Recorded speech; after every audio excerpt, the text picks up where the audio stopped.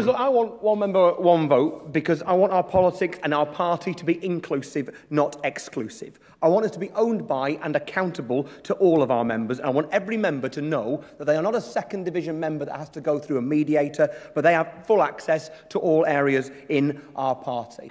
Being a party member for a year, and I still don't have a vote. And there are some people who do have voting right. However, for various reasons, they are unable to attend the conference, health reasons or distance or whatever, just because they've been here earlier or so. So I would have loved to vote.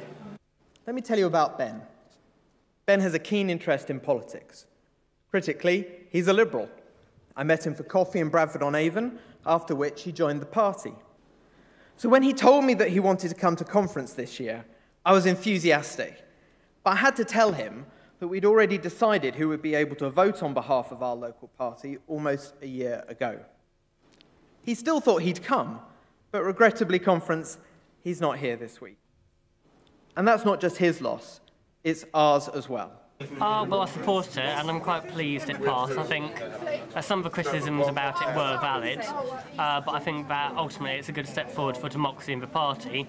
I voted against it because I think it's been brought in such a completely impossible form to vote for, because it's a complete mess and muddle, and they've not thought through the details.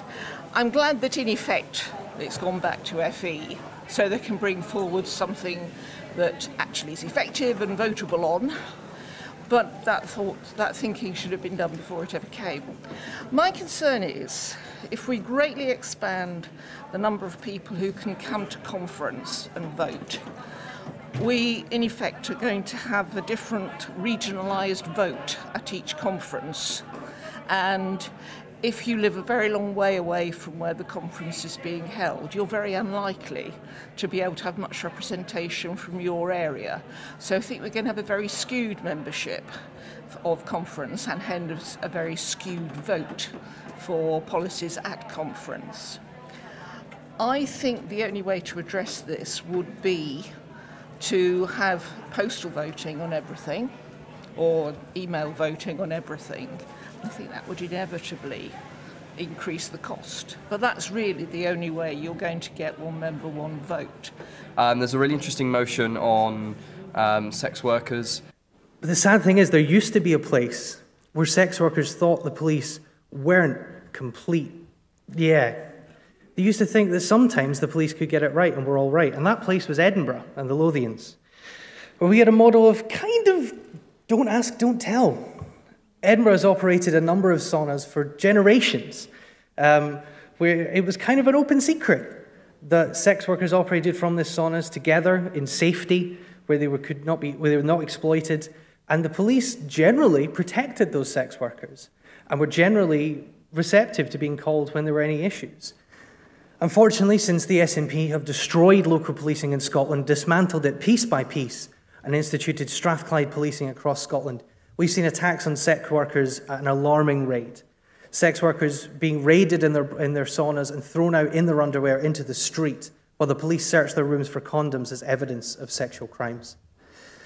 Conference, the mentions of the people opposing this motion have just put forward so many cliched arguments that those of us who work on behalf of sex workers and work with sex workers have heard time and time again.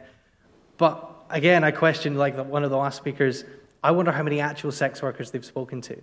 I'm proud to stand with sex workers, organisations like the Sex Workers Open University, standing against Rhoda Grant's bill in the Scottish Parliament and working towards decriminalisation and opposing the Nordic model. The separate lines are very clever. Anti-sex work people are generally quite clever, sadly. They are worded very cleverly to make it look like they're very reasonable, but really I would ask you to oppose all of the separate votes, as all they do is make criminalising sex work in any form easier and remove the protections that this motion would seek to outline and roll back our 1994 policy. And that was a debate on sex work and protecting sex workers. I was very glad to see that the motion was passed. Several of my friends also spoke in the debate, so I got lots of photos and tweeted at them, so they're all very pleased to see that. So it's been really good.